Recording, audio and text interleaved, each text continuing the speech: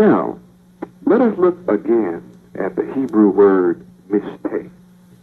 Mem, sheen, tav, hey, which is drink and bib. Remember, drinking, drunk, a banquet, a place of drinking, namely wine. Do you recall a special meal prepared for honored guests in the yearly holy day? Well, and in this mountain shall Yudewave, Bethlehem Sophie, Yudewave, the Lord of hosts, make unto all people a feast of fat things, a feast of wines on the lees, of fat things full of marrow, of wine on the lees, something preserved, well refined, as you might read in Isaiah chapter 25, verse 6. Embid, we're going to look at embid again, to take or receive into the mind. Imbue is a word from embid, means to impregnate or inspire as with feelings or opinion, to infuse. All the days of the afflicted are evil, but he that is of a merry heart has a continual feast. Now this leads us to Kargag in Hebrew, which is Ket, Gimel, Gimel. Kargag, Ket, Gimel, Gimel, which means to move in a circle, to march in a sacred procession, to observe a festival, to be giddy, to celebrate, to dance, to hold a solemn holy day, and to reel to and fro. Now the first example of Kargag, Ket, Gimel, Gimel, is Exodus chapter 5, verse 1.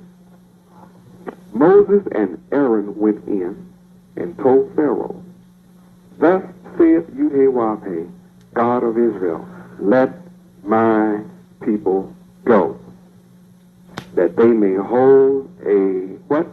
"A feast unto me in the wilderness," the wildness of America. Of course, the central message here for today is again, let my people go. This proves that our feasts are not only something about the past, but it's also about the present and can very well relate to the future as well as to being a very prosperous phenomenon for us. Here we are again faced with let my people go that they may hold a feast unto me in the wilderness of America. We, the so-called black people, are the children of Israel and are today, right now, bound by false teaching. And the rulers, modern Pharaoh, knows we are the tribe of Judah. As it was, so it is today. As it was in the days of Noah, so it is today. And as it was in the days of Moses, so it is today. And the rulers of America are saying, who is Yudewave, Bethlehem Sophie, Yudewave, that I should obey his voice, to let Israel, the so-called black man, go, to be mentally and spiritually free, to be independent and self-sufficient. We know not Yudewave, Bethlehem Sophie, Yudewave, neither will we let Israel, the so-called black man, go. That's their obvious attitude. Obviously, their refusal to let my people go is demonstrated by putting that Messiah in prison. Because of this attitude on the part of the rulers of America, divine plagues shall get worse and worse and worse. As you experience the storms and the plagues upon this country, in the world it shall get worse and worse until you let Yudewave, Yudewave and his people go. Absolutely free to serve Yudewave unhindered in any form. And Yudewave is powerful enough to make your tongue confess and your knee bow. He's destroyed many nations much more powerful than America is.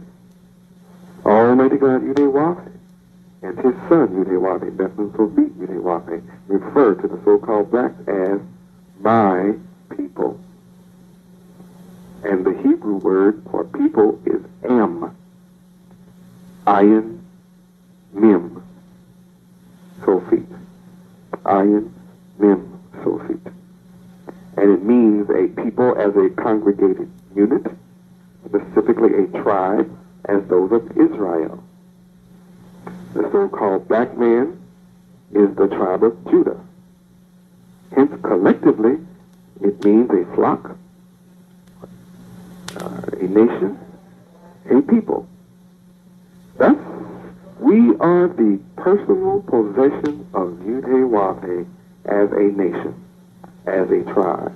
We are the personal possession of Yahweh as a community. And our people, we are the personal possession of Yahweh in general, and as human beings, and as a race. We're the personal possession of Yahweh as countrymen. And that's what am means as a people. We're servants of a private master, according to 1 Kings chapter 19, verse 21, and 2 Kings chapter 4, verse 41. Am also means ayin memphobit, means a group which has certain unified, sustained relationships within itself. It may be characterized by religious fellowship, a maternal relationship, an ancestral relationship, a social interrelationship, or by adoption, as in Ruth chapter 1, verse 16. The first place where Yahweh referred to our forefathers, who are the descendants of Abraham, as my people, was in Exodus chapter 3, verse 7. And you may see some additional references in Psalm chapter 87, verses 52 through 66, and Psalm chapter 95, verse 7. Almighty God, Yahweh, sealed this relationship and solidified it by delivering our forefathers as a people from Egypt. Our forefathers, Israel, was called the people of Yahweh in Exodus chapter 15, verse 13, and Deuteronomy chapter 32, verse 36. Our forefathers were called the holy people in Deuteronomy chapter 7, verse 6. Our forefathers were called those who particularly belonged to Yahweh in Deuteronomy chapter 4, verse 20. Probably the most well-known use of the term am, ayin mem sofit, is found in Hosea chapter 1, verses 9 and 10, Hosea chapter 2, verse 23, where our forefathers, the covenant people, were so completely unfaithful to Yahweh that he promised a new relationship with Gentiles in Romans chapter 9, verses 22 through verse 26. Although our forefathers turned away from Yahweh and were punished, as we read in Jeremiah chapter 15, verse 7, yet Yahweh promised to maintain a remnant am, according to Isaiah chapter 11, verse 11 and verse 16, and Exodus chapter 8, verses 9 and 11. Now, not everyone among us, as Yahweh's people, would be a biological descendant of Abraham. Isaiah chapter 19, verse 25. Our feasts, the high holy days, are designed by Yahweh to emphasize that we should obey all of the laws, statutes, judgments, and commandments of Almighty Yahweh. Our feasts are designed to teach us to hear intelligently. To hear intelligently. And this comes from the Hebrew word shama. Shama. Shin, mem, ayin. Which also means to publish. Did you hear that? To hear, our feet are designed to teach us to hear intelligently, comes from the Hebrew word shama, shin, mem, ayin, and means to publish. Give ear, O ye heavens, and I will speak. And hear, O earth, the words of my mouth. My doctrine shall drop as the rain, my speech shall distill as the dew, as the small rain upon the tender herb, and as the showers upon the grass, because I will publish the name of Yahweh. Ascribe ye greatness unto our God, Yahweh. He is the rock. His work is perfect. For all his ways are judgment. A God of truth and without iniquity, just and right is he. Adam violated a divine prohibition and sought to hide from the presence of Yahweh. So Yahweh called unto Adam and said unto him, Where are you? And Adam said, I heard your voice in the garden, and I was afraid, because I was naked, and I hid myself. And when he hid himself, that's going to cause something else to be hid from him and his descendants for 6,000 years. For that which is seen clearly on the outside carries a spiritual message.